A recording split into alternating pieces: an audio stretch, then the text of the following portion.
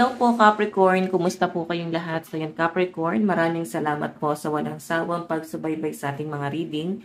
And kung ikaw ay bago pa lang sa ating channel, mag-subscribe na po kayo. Then i-click mo na rin yung ating notification bell para lagi kang updated sa ating mga bagong upload. Then guys, sa mga interesado naman sa ating private reading, nasa description box below, yung link ng Facebook ko ay message nyo na lang po ako. Okay? Okay, so tignan natin guys. Mag-comment din pala kayo dyan guys sa baba para maisama ko kayo sa mga kiniklens ko. Okay, then sinasama ko rin yan guys sa aking manifestation. Okay, tulong ko na rin guys para kahit paano ma-heal na kayo. No? Capricorn, Sun, Moon, Rising, and Venus sign. Tignan natin. Life update. Capricorn. Meron tayong Lover, release your guilt. Okay, so Capricorn, siguro nagigilty ka sa mga nakikita mo, nagigilty ka every time na maraming meaning, no, ng guilty. Pwedeng nagda-diet ka, tapos nagigilty ka na parang mapakain ka, di ka na naman guys nakapag-diet.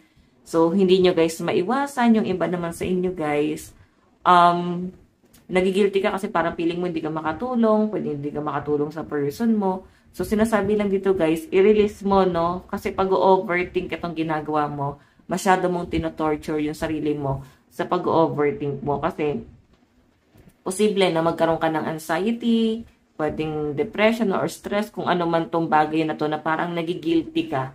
Parang, meron ako nakikita rito guys, siguro may nangyari or pwedeng mga maling hakbang na nagawa mo, tapos parang posible, no, na mag-guilty ka dun sa bagay na yon na dapat hindi mo siya ginawa. So, baka biniblame yung sarili mo, bakit humantong sa ganon, ganyan. Ayan, yan ang nakikita ko dyan, Capricorn. So, nagigilty ka rin sa pamumuhay mo. Ayan, parang nahihirapan kayo guys sa mga nakikita nyo, nalalaman nyo. Hindi nyo guys kinakaya. No? Tignan pa natin guys.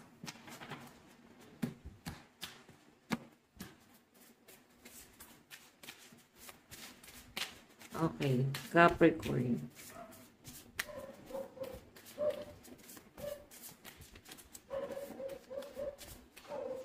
Meron tayong Lioness.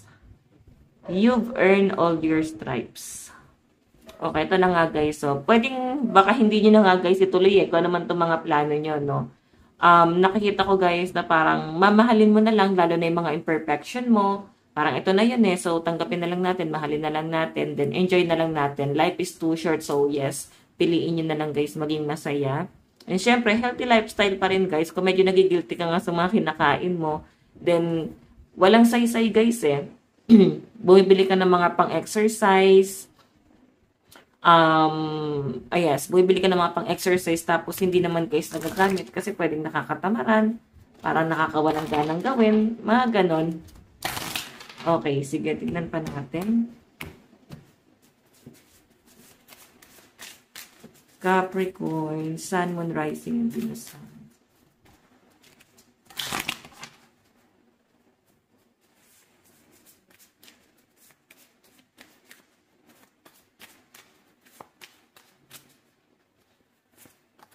Meron tayong Phoenix. How's that for a happily ever after? So, yung iba sa inyo guys, parang nagre-reminisce kayo, no? May mga ganong moment kayo. Parang natuthrowback kayo, no? Nahirapan siguro kayo guys mag-move on sa nakaraan. Lalo na kung merong magandang nangyari sa inyo. Hindi naman to guys dala ng mga negative. Kasi hindi ko naman guys na-feel na ganon ka negative, no? Kasi ito meron ka nang handang i-release. And kung makikita nyo guys, ito na nga, parang may mga naalala ka sa nakaraan na parang nakaka-apekto sa inyo ngayon sa kasalukuyan. Sobrang gaan and siguro parang gusto mong bumalik sa nakaraan. Ganon.